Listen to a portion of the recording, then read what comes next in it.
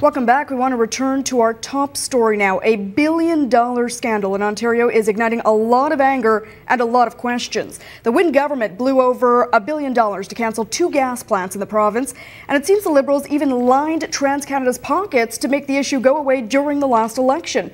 So who is being held to account, and is it time to pull the plug on the Wynne government? For more on this, we're joined now by Ontario PC leader Tim Hudak, right here in our Toronto studio. Thank you so much for joining us today. My pleasure. Thank you. You know, the numbers are absolutely unreal. A lot of people looking at this Auditor General's report, very angry. So tell us, what's your next step? What is the PC party going to do now to hold the Liberals accountable? Well, now you know why Dalton McGuinty and Kathleen Wynne worked so hard to keep this buried for 3 years. They didn't want this to get out to the public, but now it has. $1.1 billion. And the problem here, too, is that's bad enough, but this is a pattern of behavior. We've seen the 2 gas plant cancellations to save Liberal seats. You saw eHealth, the Orange Air Ambulance scandal. We got a new one in Pan Am Games. So to answer your question directly, what do we need to do? We need to change the government. If they get away with this, they're going to keep doing it over and over again and rip off taxpayers even more. So how do you do that? A lot of talk about a possible non-confidence motion. You need the NDP support for that. So what are the next steps, logistically, in terms of bringing down the government, allowing voters a chance to have their say? Put it before the voters. It's as simple as that. I mean, do you want a government that's capable of blowing what could have built a subway in Scarborough, a new hospital in Niagara or in Vaughan? Do you want them to keep doing this? So here's what I want. I want to change the team. I want to lead this province to get us back on track when it comes to jobs and a government that respects the taxpayer again. And one of the first things I do, I would have a full judicial inquiry into this. I would put Kathleen Wynne, Dalton McGuinty, and all the Liberals involved on a stand. I think it's going to take the threat of jail doors closing behind these Liberals to get the truth before a judge who can compel that testimony. That's what we need to do. But you're right. I need the NDP's help right now to actually make good on what they say and make sure we get a change in government. So what conversations are happening right now with the NDP leader, Andrea Horwath? It seems that she's somewhat hesitant about this non-confidence motion, saying that it's up to the Liberals to bring it to the floor, and they're not going to do that. So where do we stand here? I'm tired of those NDP excuses, right? Look, the Liberals made a deliberate choice under Kathleen Wynne. She actually was the one that signed the paper to do this. They sold taxpayers in Ontario down the river, but the NDP, they've sold their soul to prop up this government. They've got to understand that they can't just complain about the government and the next day say, hey, keep up the good work, we're behind you 100%. We need their help. But if we truly want to get Ontario back on track, there's one choice.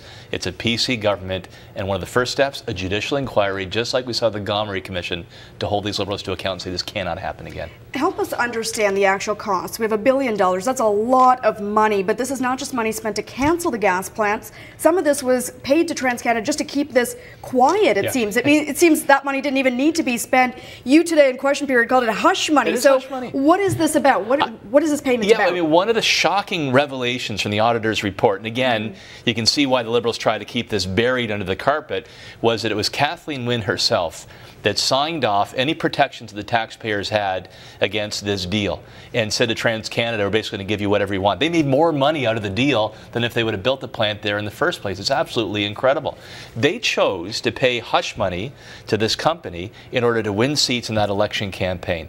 The auditor pointed out if they hadn't tried this, they'd actually let it run its course, the taxpayers might have been off the hook scot-free with not a dime to pay. Instead, we paid $1.1 billion. It's incredible. It's a bad investment. It's a waste of taxpayers' dollars. But what does it mean for Ontario residents? We've talked about rising power rates, power bills going up. So when you have $1 billion spent on this, what are Ontario residents facing? It's a good question. I mean, here's 2 big lessons out of this, I think. Number one, it's a pattern of behavior. And Kathleen Wynne sort of pretends that she didn't know what was happening. She was out in the hallway when these decisions took place. It's clear that she was in the control room. She was calling the shots. She needs to be held accountable, and that's why we need to change the team that runs this province. Secondly, when you look big picture, it's the $1.1 billion blown that could have built the hospital or subway, as I said. But what signal does that send to investors who are thinking of putting jobs here in Ontario when we run our energy system like it's some kind of banana republic or a plaything for politicians? That means more jobs will go to Saskatchewan or Alberta or across the border to Michigan or New York. We want these jobs here. And you can't run our energy system like this or those jobs won't come. Now, realistically speaking, if we're waiting until the spring possibly for a non-confidence vote around the budget, what are you going to be doing to keep this issue fresh in the minds of voters? We saw the Premier, Kathleen Wynne, touring the province before the fall sitting. Are you planning any kind of similar move, touring the province, to keep this issue alive and before voters? Yeah, a big part of my job. Two things: to be in the legislature like it was today, to hold their feet to the fire, to ask the tough questions that you ask, and hopefully the Premier will be on the show to answer these questions too.